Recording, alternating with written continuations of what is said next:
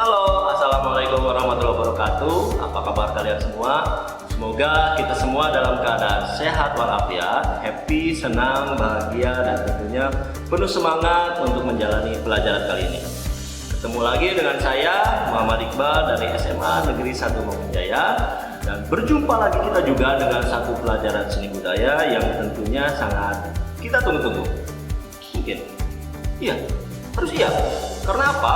Karena pelajaran kali ini sangat penting dan sangat menarik sekali dan bisa membantu adik-adik semua untuk belajar alat-alat musik barat atau bernyanyi dan bisa mengimplementasikan ilmu tersebut ke dalam kegiatan musik di lingkungan kalian, ya. Namun sebelum Bapak masuk ke materi inti, Bapak akan memberikan satu pepatah yang kira-kira kurang lebih cocok untuk situasi pandemi seperti ini.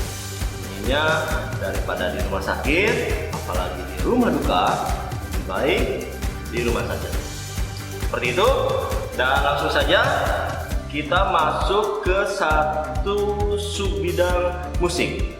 Musik adalah satu subbidang di dalam seni budaya. Musik itu sendiri merupakan seni yang mengolah nada dan tutukan. Atau ada juga beberapa kalangan yang menyebutkan bahwa musik itu merupakan seni yang mengolah bunyi dan juga jeda.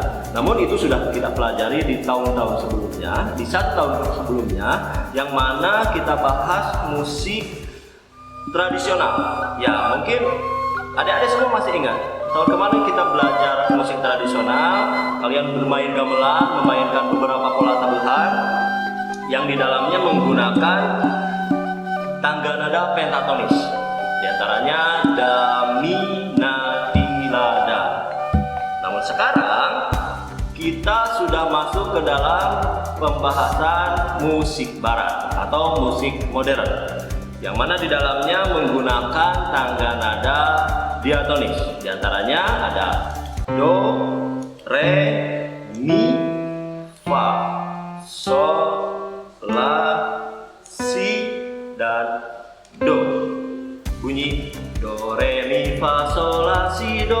Bapak yakini itu sangat lumrah dan sering sekali kalian dengar. Pasti sering sekali kalian dengar di lagu-lagu yang ada di dalam HP-HP kalian. Kebanyakan tangga nada diatonis tersebut digunakan di dalam lagu pop, lagu anak, lagu nasional, lagu rock, jazz, dan lain-lain.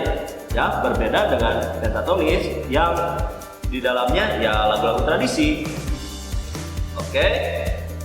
Apabila musik atau tangga nada pentatonis banyak digunakan di dalam sebuah gamelan, musik diatonis bisa atau sering kita jumpai atau kita bisa implementasikan sebuah satu kemasan band, lalu bisa dibawakan dengan orkestra dan juga paduan suara. Dan sebelum kalian mampu, mahir, dan bisa memainkan alat-alat musik tersebut, Bapak yakini kalian akan lebih mudah belajar alat musik tersebut apabila kalian mengenal atau mengetahui atau juga memahami istilah dan simbol-simbol musik barat itu sendiri. Simbol-simbol tersebut diantaranya ada istilah kunci atau clef, lalu ada garis para nada, lalu ada bentuk notasi, dan yang terakhir adalah posisi notasi. Sebetulnya masih banyak sekali poin-poin dari istilah dan simbol-simbol musik. Namun untuk pertemuan sekarang ini kita bahas 4 poin terlebih dahulu. Yang pertama, kunci. Istilah kunci dalam musik. Ya, Bapak sering sekali menemukan beberapa ketidaktepatan dalam penggunaan istilah kunci dalam lingkungan masyarakat. Kalian bisa bayangkan satu kumpulan remaja atau satu kumpulan atau teman-teman kalian itu sendiri sedang berkerumun lalu menyanyikan sebuah lagu dengan alat musik gitar, lalu di tengah-tengah si pemain gitar tersebut menanyakan, bro, apa nih kuncinya? Dari mana ke mana nih kuncinya? Lalu teman tersebut membantu dan menjawabnya, oh itu kuncinya C ke A minor, lalu ke D minor, lalu ke G. Perlu kalian ketahui, itu merupakan suatu ketidaktepatan. kurang tepat.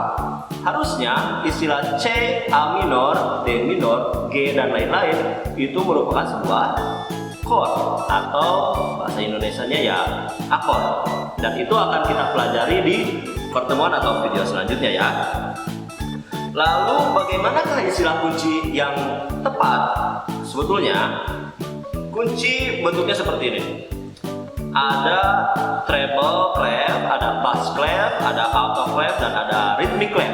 Ya, bentuknya berurutan seperti itu. Atau kita juga bisa kenal seperti kunci G, kunci F, kunci C, dan juga kunci ritmik.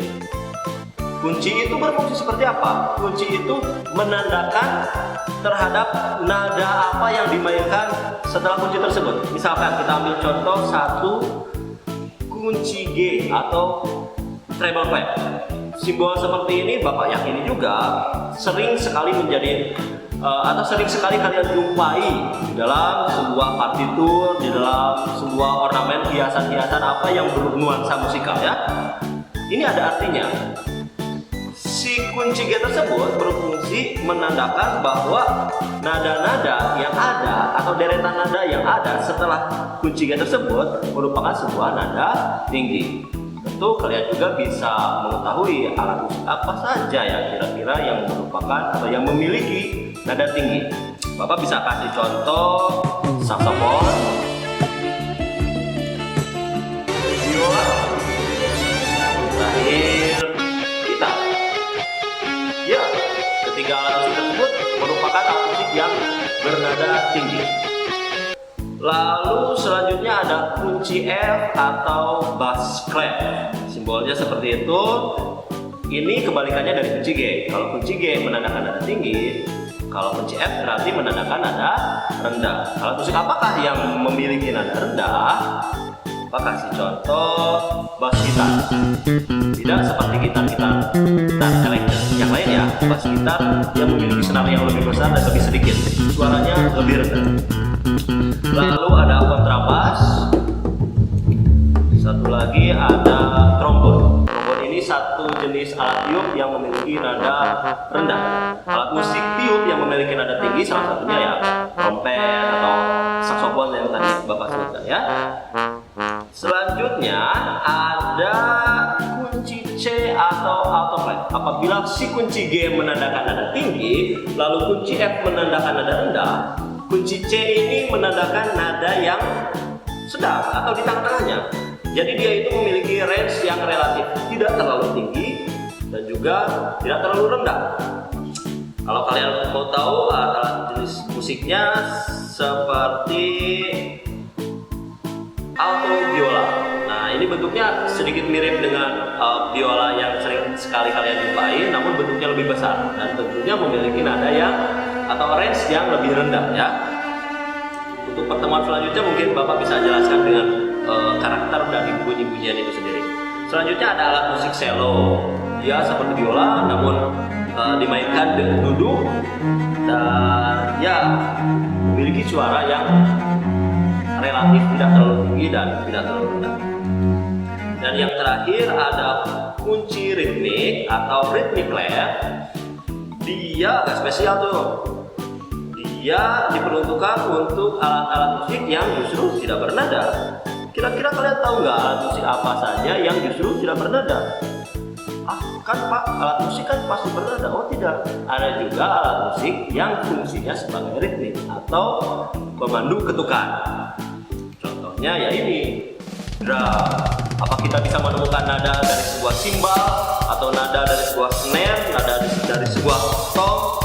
Tidak ada nadanya, tapi dia memiliki ritmik atau ketukan atau irama. Kurang lebih seperti itu. Setelah kunci di dalam satu partitur musik barat itu yang paling sering sekali dan pasti ada itu adalah garis para nada.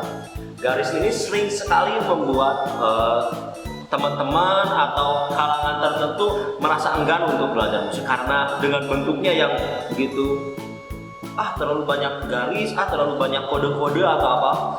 Ternyata tidak sesulit itu loh.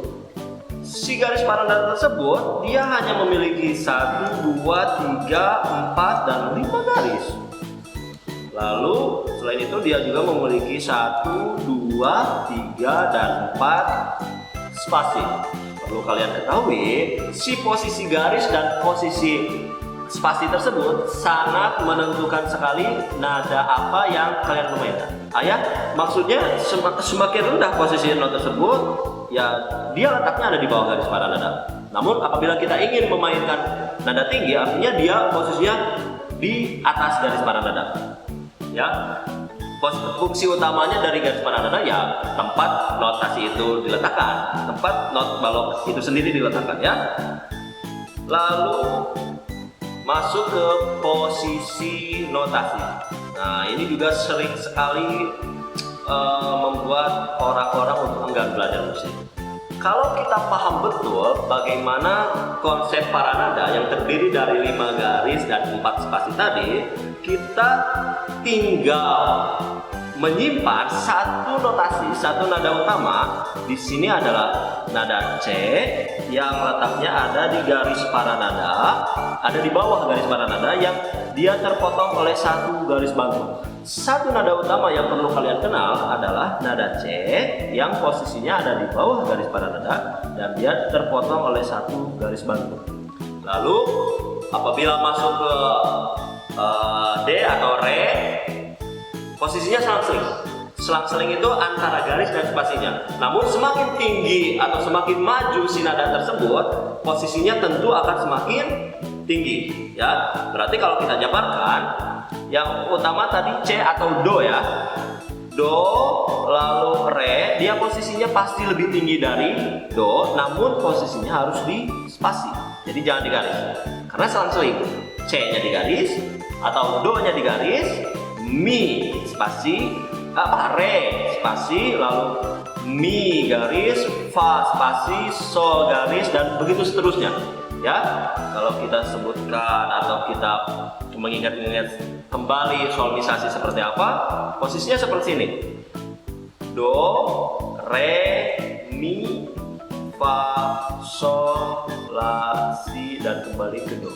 Ini adalah satu konsep tangga nada C. Kok tangga nada C? Tadi kan Do. Si posisi Do solmisasi itu kita bisa translate juga ke bentuk alfabetis. Ya, kita translate Do-nya jadi C, Re-nya jadi D, Mi-nya jadi E, Fa-nya jadi F, dan seterusnya. Ya, jadi selain kita bisa menyebutkan notasi tersebut dengan Do, Re, Mi, Fa, Sol, La, Si, Do, kita juga bisa memberi atau menyebutkan nada tersebut dengan C, D, E, F, G, A, B, dan kembali ke C. Ya, untuk lebih jelasnya secara bunyi seperti ini nih.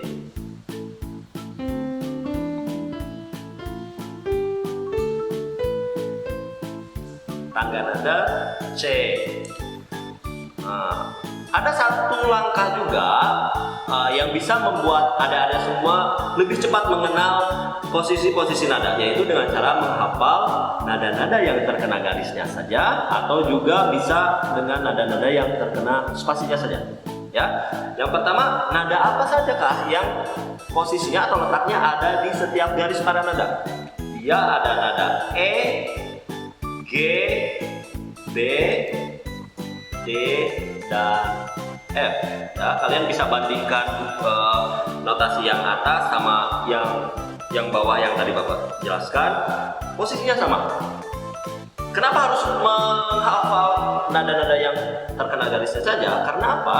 Karena apabila kalian bisa mengenal atau menghafal satu nada E, hafal nih posisinya di bawah garis di garis paranada yang paling bawah. Bukan di bawah garis paranada yang terpotong garis bantu ya, tapi di garis paling bawah. Di garis paling bawah yaitu ini ada E, dan ingat urutan selang-seling tadi. Apabila kita sudah mengenal E dan G, kita otomatis juga langsung mengenal atau mengetahui satu nada yang ada di antaranya, yaitu pasti F. Lalu ada G dan B yang letaknya ada di garis tengah. Di tengah-tengahnya pasti ada A, E, G, B, D, dan F itu bisa jadi tahapan untuk menghafal nada-nada yang lain. Ada cara lain juga kita menghafal nada-nada yang hanya terkena spasinya saja, kebalikannya seperti tadi. Bisa juga dengan menghafal nada F, A, C, E. Ya, yang Bapak tampilkan ini adalah nada-nada yang letaknya ada di setiap spasi garis pada nada. Apabila kalian sudah mengenal F di mana, A di mana, C dan E di mana, Bapak yakini kalian pasti bisa mengetahui atau mengenal atau mencari di mana E, G, B, D dan F. Seperti begitu. Lanjut ke bentuk notasi. Bentuk notasi ini yang pertama ada not penuh yang durasinya 4 ketukan. Ya, kalau misalkan posisi notasi sangat menentukan sekali terhadap tinggi rendahnya nada yang kalian mainkan. Nah, sekarang bentuk notasi sangat menentukan sekali terhadap durasi atau panjang pendeknya nada yang kalian mainkan. Yang utama tadi Bapak sebutkan not penuh yang bentuknya seperti ini. Dia cuma lingkaran aja. Dia memiliki durasi sebanyak 4 ketukan. Selanjutnya ada not setengah yang memiliki durasi 2 ketukan, not 1/4 yang memiliki durasi 1 ketukan, dan not 1/8 yang memiliki durasi setengah ketukan. Aduh pusing atau gimana? Kalian bisa perhatikan, coba lebih jeli lagi. Dari tingkat paling atas dalam hal ini not penuh yang memiliki durasi 4 ketukan, ke tahap selanjutnya dia secara bentuk mengalami satu tahapan modifikasi. Dari satu bentuk not penuh untuk mengetahui setengah tingkat selanjutnya, ya kan dari 4 ketuk ke 2 ketuk kan setengahnya tuh. Dari 2 ketuk ke 1 ketuk kan setengahnya tuh. Dari 1 ke setengah ya setengahnya juga. Oke, bentuk yang sebelumnya lingkaran seperti ini, dia ditambahkan modifikasi 1 garis atau dia badan not, ya, menjadi not 2 ketuk. Setelah ini kita modifikasi lagi, kita blok, dihitamkan, dia menjadi not 1 ketuk. Lalu kita berikan satu bentuk mirip bendera, maka not tersebut memiliki durasi setengah ketukan. Itu beraneka ragam bentuk notasi. Sebetulnya masih banyak juga bentuk-bentuk notasi yang benderanya lebih banyak, yang lebih kompleks, yang ada titiknya atau yang ada lengkungnya, beraneka ragam. Namun sejauh ini Bapak harap kalian minimal mengenal 4 jenis bentuk notasi terlebih dahulu. Ya, selanjutnya ada satu lagi nih. Apabila kalian menemukan satu not 1/8 yang memiliki durasi setengah ketukan, dia berdampingan dengan satu not 1/8 juga dengan durasi yang sama, itu akan tertulis seperti ini. Jadi jangan kaget, jangan heran kalau di notasi tersebut, ini kok nggak sama seperti yang Bapak jelaskan. Ternyata ini adalah satu simbol lain untuk 2 not 1/8 yang berdampingan, ya. Jadi tidak usah heran. Selanjutnya, apabila Bapak deretkan bagaimana urutan antara durasi yang paling lama sampai durasi yang paling cepat, maksudnya bukan lama ya, durasi terpanjang dan durasi yang terpendek dari 4 ketuk sampai setengah ketuk, kurang lebih bunyinya seperti ini.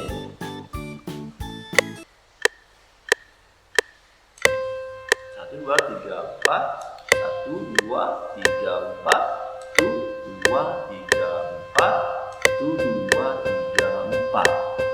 Seperti begitu, ya. Bapak ulangi lagi.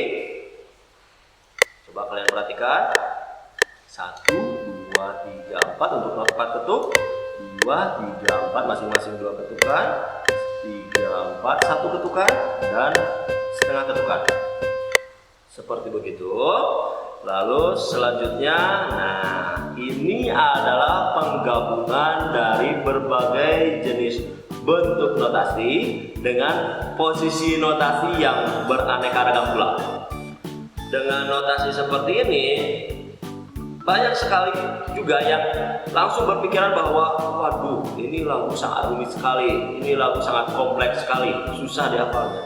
Namun apabila kalian mengenal bentuk notasi dan posisi notasi dan mengenal jenis lagu yang ada dalam setiap not yang akan Bapak tampilkan ini, ya jangan kaget kalau kalian tidak bisa menebak lagunya. Kayak gini.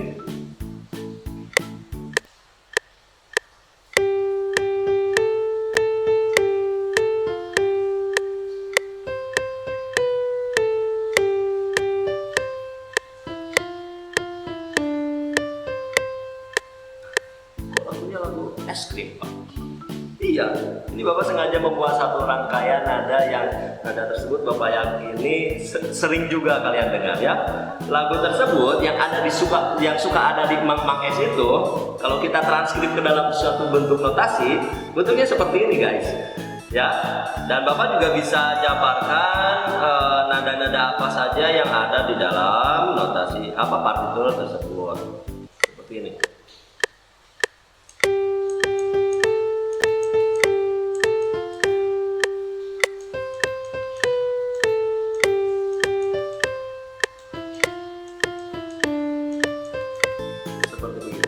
Kita analisis sedikit ya. Yang utama ini ada nada G. Masih ingat satu nada yang posisinya ada di garis paling bawah. Di sini ada E, di spasinya ada F, lalu di garis kedua dari bawah ini ada G. G, G, G. Nah, ini ada satu bentuk yang Bapak jelaskan tadi, di mana ini adalah merupakan dua rangkaian not yang berdurasi setengah ketuk yang berdampingan, maka harus disatukan. Dia adalah not yang memiliki satu bendera masing-masing. Tapi supaya enggak pusing dilihatnya, maka si bendera tersebut harus disatukan ya. G, G, G. Secara posisi sama, tapi secara bentuk berbeda. Yang jadinya kan G, G, G. Si G yang kedua dan ketiga itu memiliki durasi yang lebih pendek.